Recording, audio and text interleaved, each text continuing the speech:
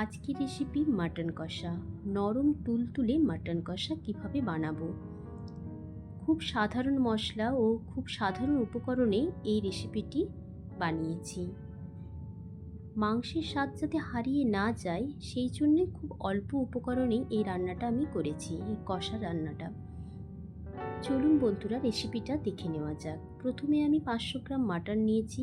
একটা বড় পেঁয়াজ বাটা আমি দিয়ে দিলাম ম্যারিনেট করার জন্য, আর 10 গ্রাম আদা বাটা, আর 15 কোয়া রসুন বাটা, আর লবণ, হাফ টেবিল চামচ হলুদ গুঁড়ো, আর হাফ টেবিল চামচ লাল লঙ্কার গুঁড়ো, আর 1 টেবিল চামচ সর্ষের তেল দিয়ে খুব ভালো করে 2 ঘন্টা আমি ম্যারিনেট করে এটা রেখে দেব।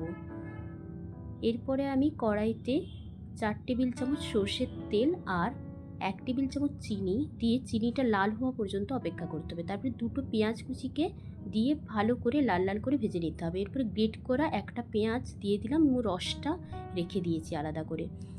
দুটো শুকনো লঙ্কা, তেজপাতা, গোটা গরম মশলা এবং একটা বড় এলাচ দিতে হবে।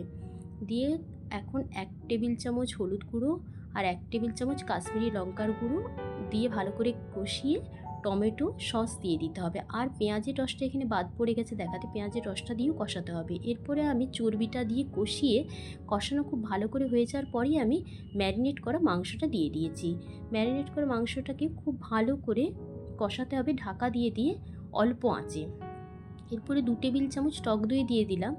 টক দই দিয়েও খুব ভালো করে এটাকে ওই লো ফ্লেমেই কষাতে থাকতে হবে। মাটনটা যত টাইম ধরে কষানো হবে ততই ভালো লাগবে। বেশি মশলা দিতে হয় না, কিন্তু অল্প সময় ধরে, অল্প নয় বেশি সময় ধরে কষাতে হবে। এরপরে লবণ আর গরম মশলার গুঁড়ো হাফ টেবিল চামচ দিয়ে আবারও কষাতে থাকছি। ঢাকা দিয়ে দিয়েই অল্প আঁচে কষাতে থাকতে হবে। দেখতে পাচ্ছেন একদম কালার এসে গেছে। এরপরে গরম জল খুব অল্প করে দিয়েছি যেহেতু মাটন কষা হবে। এরপরে 4টে চেরা কাঁচা লঙ্কা দিয়ে দিলাম, আর হাফ টেবিল চামচ ঘি দিয়ে দিলাম, আর একটু জায়ফল গুঁড়ো করে নিলাম, খুব সামান্য দানা কুড়ে নিয়ে নিতে হবে, গ্রেট করে নিতে হবে একটুখানি দিয়ে। এরপরে এটাকে আমি প্রেসার কুকারে দেবো। নরম তুলতুলে হওয়ার জন্য প্রেসার কুকারই ভালো আমার মনে হয়। তাছাড়াও এখানে আমি গরম মশলার গুঁড়ো আর একটু হাফ টেবিল চামচ লবণ আর কড়া ধোয়া জলটা দিয়ে ভালো করে সেদ্ধ করে নিয়েছি। তবে মাংস সেদ্ধর জন্য একটা গোটা সুপারিকে আধ ভাঙা করেও ঝোলে দিয়ে দিলেও ফলে মাংস খুব ভালো সেদ্ধ হয়ে যায়। ধন্যবাদ বন্ধুরা।